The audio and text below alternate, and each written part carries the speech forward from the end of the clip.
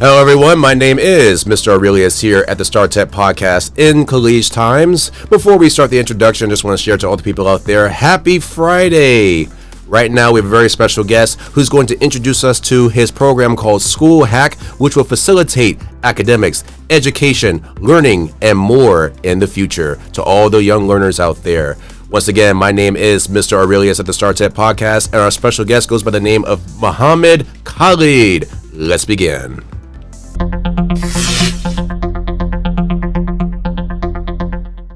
Good afternoon, Mr. Mohammad. Good afternoon. How are you? I'm doing all right. Welcome to the Startech Podcast. Thank you for having me. So, Mr. Mohammad, may you please tell all the people out there who you are and what you're all about? Okay, sure. I'm Mohammad Khalid, and I'm the CEO and founder of a popular AI edtech application called School Hack. School Hack, okay. Yeah. Well, you said a key word, artificial intelligence. Yes. And, our podcast is all about like delving into the world of technology and future. And we all notice that AI or artificial intelligence is one of those key words for this decade. Mm-hmm. We always ask our guests if they can share their own definition. So maybe please just tell us, what is your definition, your own meaning of artificial intelligence? Yeah, to break it down simply, it's just a simulation of human intelligence, of course, in machines trained on large data sets. That's like cutting it down quite simple. But as a whole, artificial intelligence to me it means a lot, and of course I believe it's the future. I think it's the biggest discovery since fire. In terms of no, honestly, I do. In terms of, and I'm not the only one that thinks that it's really going to change the way everything is in the world as we see it. Oh, okay. And because we notice that nowadays, like for instance, automatic cars, they're saying that, I think even here in Dubai, that there are vehicles now, like taxis, you name it, they don't need a driver anymore. It can automatically go pick you up from your house and take you to your destination and back. Yes. Autonomous cars is going to be like flying drones. It's gonna change the way that, as I said, it's going to change the way we live for sure. So do you think that we're going to live in the Jetsons? Jetsons. I'm not familiar with the Jetsons. Can you explain a little bit? Oh, the Jetsons. Yeah, I know the Jetsons. Like Flintstones. The cartoon, huh? Yes. Yeah, something like that. Yeah. Wow, that's a throwback, huh? Yes. Yeah. The whole part of this podcast, people say I like to throw in movie references. Yeah. And usually even old school cartoons, video old games. School, Yes, like 1950s. Yeah, that's old school. Yeah, Cartoon Network, huh?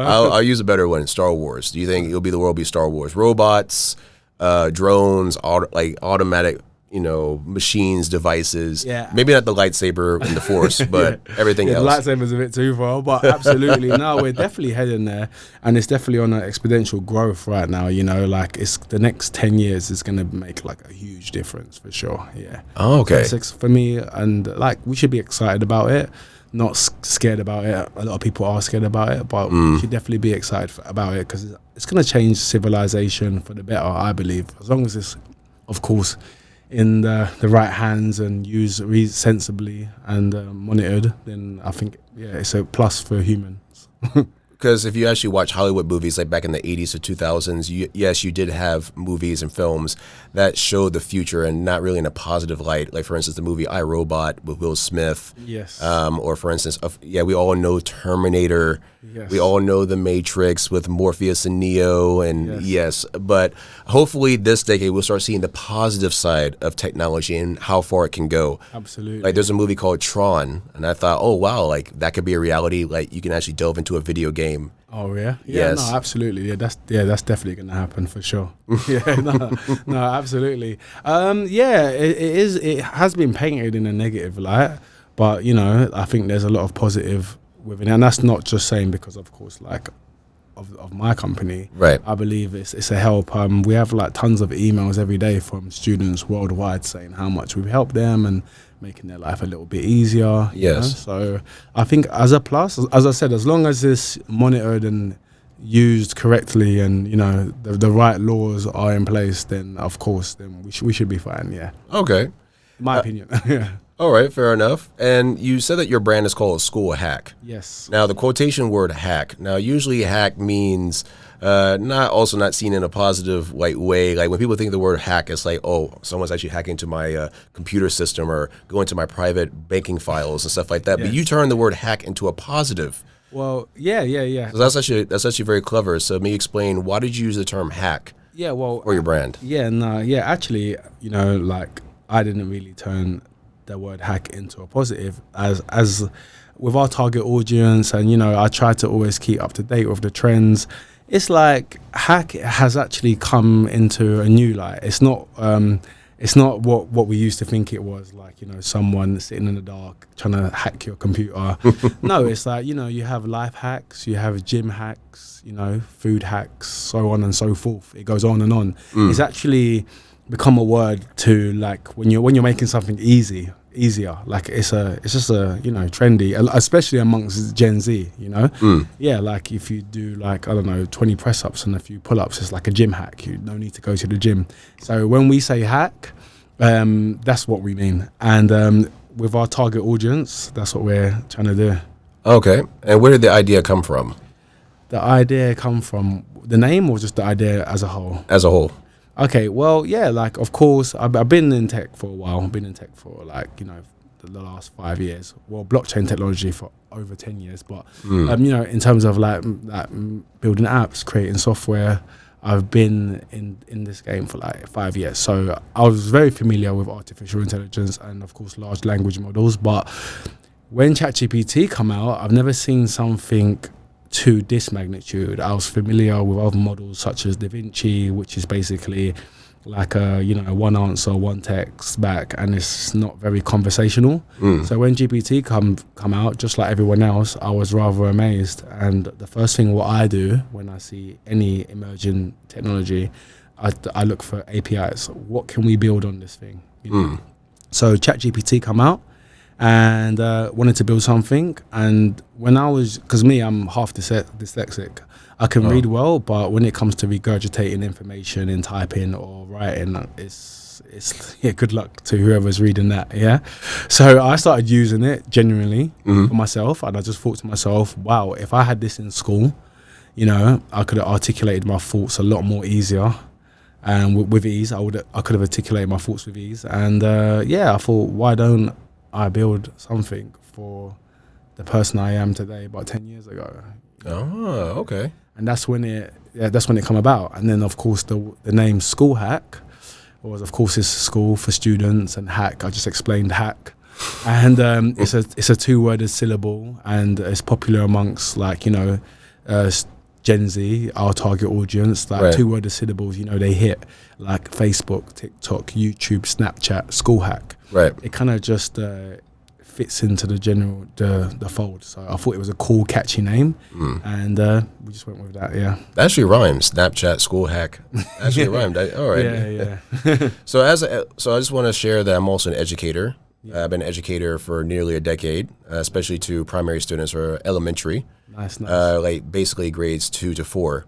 Okay. And I've realized that technology, compared to how it was back in 2015 when I initially started, I taught in Eastern Asia, and basically in Eastern Asia, they just use books. And yes, they use technology, but it was like still in the low front at that time. But now in the early 2020s, especially after COVID has been done, technology is more mandatory, especially during COVID. Like everyone had to use iPads, everyone has to use the Wi-Fi and websites a lot more, and a lot of digital applications. So there are certain platforms like Seesaw, Nearpod, McGraw-Hill, and I've realized that this is not going to go away. People thought that, once this situation is over, then kids are going to go back to books and academics, and everything will be physical and everything will go back to normal. It's not. I think students have gotten used to it, and actually there's been better results because it shows that students have to learn not just from books anymore, but they have to use activities, animations, music, all of that delve into one. Yeah. So I just want to share just some platforms, as I mentioned before, Seesaw, Nearpod. What makes School Hack unique?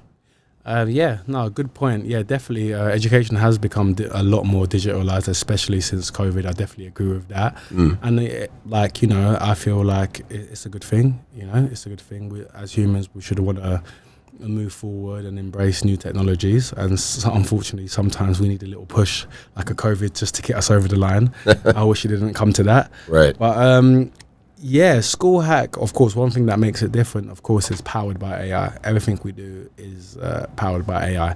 And it's not just your usual ChatGPT. There's many different APIs that we're calling, and some we've built from scratch. Of course, there's Assembly, Whisper, Poly for speech to text. What makes it different is because it's really infused with AI, and it's getting used in ways that it's never been used before. Where it's like we're grabbing a bit of everything and making like our own kind of mocktail.